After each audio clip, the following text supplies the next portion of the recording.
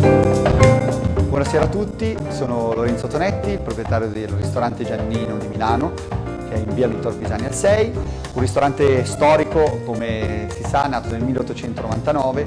La cucina di Giannino è coordinata dai nostri chef, da Michele Blasi e Andrea Brambilla, che sono due chef stellati che vi faranno assaggiare i nostri piatti migliori.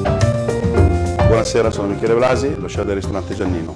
La cucina del ristorante Giannino è una cucina tradizionale, regionale, presentata in una versione moderna.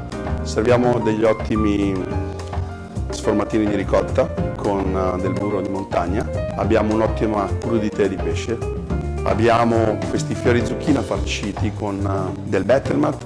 Piatti che noi comunque facciamo sono dal raviolone di favette con culattello di zibello e scaglie di pecorino senese. Abbiamo risotto agli asparagi molto buono. La nostra cotoletta alta, cotta nel burro chiarificato con della salvia, servita al punto rosa con delle patatine violette. Abbiamo un profiterolo in una versione moderna a forma di goccia con dentro una crema chantilly agli agrumi. Abbiamo delle crostatine di mela con una crema calvados. Poi abbiamo i nostri cannoncini riempiti con la crema, una pasta sfoglia molto sottile. Infine abbiamo questa cheesecake di mango e lime.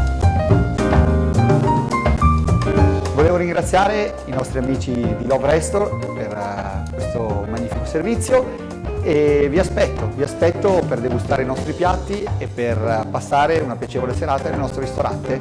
Un saluto a tutti dagli amici di Giannino.